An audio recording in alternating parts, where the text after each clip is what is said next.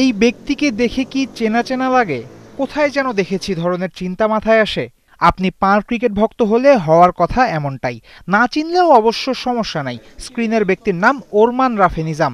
2012 এবং 13 সালে বিপিএলে খেলোয়াড় কেনাবেচা হয়েছিল নিলাম প্রক্রিয়ায়। পরিচালনা করেছিলেন এই নিজাম। আবার যেহেতু ফিরছে নিলাম, তারও ডাক পড়েছে। বিপিএল নিলামের হ্যামারটা এবার থাকবে নিজামের হাতে। 12 নম্বর বিপিএলে এসে পুরনো দুই দলের সাথে আছে নতুন 4টা, কিন্তু নিলামের অভিজ্ঞতা নাই কারোরই। মূল মঞ্চে যেন তালগোল পাকিয়ে না ফেলেন দলের মালিকরা, তাই শনিবার হয়েছে ডেমো অকশন, যেখানে নিলাম পরিচালনাকারী প্লেয়ারদের নাম ডেকেছেন এক এক করে, আর দল মালিকেরা নিজেদের বোর্ড তুলে দাম বাড়িয়েছেন। সব মিলিয়ে নতুন আঙ্গিকে বিপিএল ফেরার দ্বারপ্রান্তে টুর্নামেন্ট সংশ্লিষ্টদের মাঝে উৎসবের আমেজ দেখা গেছে। অবশ্য এই উৎসবে কালো দাগ ফেলেছে ফিক্সিং ইস্যুতে 9 ক্রিকেটারের নাম কাটা যাওয়া। যারা রেড ফ্ল্যাগ আছে তাদের আমরা টিমের সাথে থাকতে তারা পারবে না, না গ্রাউন্ডে থাকতে পারবে, না ড্রেসিং রুমে থাকতে পারবে, না বাসে চড়তে পারবে, না হোটেলে থাকতে পারবে। এইটাই হচ্ছে নিয়ম।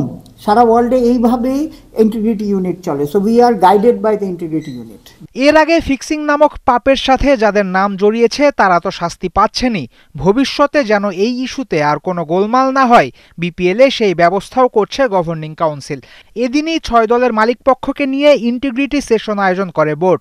সারাদিন নিলাম উপলক্ষে ব্যস্ততা পার করার পর খেলোয়াড় কেনার কৌশল ঠিক করতে করতে দল মালিকদের রাতেও ঘুম ভালো হওয়ার কথা নয়। নিলামে মোট 158 জন দেশি ক্রিকেটার থাকছেন। প্রতিটা দল অন্তত 12 জন দেশি ক্রিকেটার কিনতে পারবে। খরচ করতে পারবে সর্বোচ্চ 4.5 কোটি টাকা। এদিকে নিলামে উঠছেন 220 বিদেশি ক্রিকেটার। ভারত, পাকিস্তান, অস্ট্রেলিয়া, দক্ষিণ আফ্রিকা থেকে শুরু করে সুইডেন, সব দেশ থেকেই আছে প্রতিনিধিত্ব। 6 দলের প্রতিটাকে অন্তত 2 জন করে বিদেশি ক্রিকেটার কিনতেই হবে নিলাম থেকে। ফ্র্যাঞ্চাইজি ক্রিকেট জনপ্রিয় হয়েছিল আইপিএল দিয়ে। খেলোয়াড় কেনাবেচাও তখন থেকেই শুরু। শুনতে অদ্ভুত হলেও বেশ উপভোগ্য এই প্রসেস অ্যাডাপ্ট করেছিল বিপিএলও, কিন্তু নানা অব্যবস্থাপনায় নিলাম হারিয়ে গিয়েছিল বিপিএল থেকে। মালিকদের চাহিদায় জনপ্রিয় এই প্রসেস যখন ফিরছে বিপিএলে, তখন আর যেন কোনো গরমিল না হয় খেলোয়াড়দের পারিশ্রমিক নিয়ে, নিশ্চিত করতে হবে বিসিবিকে। ফয়সাল হাবিব, ৭১।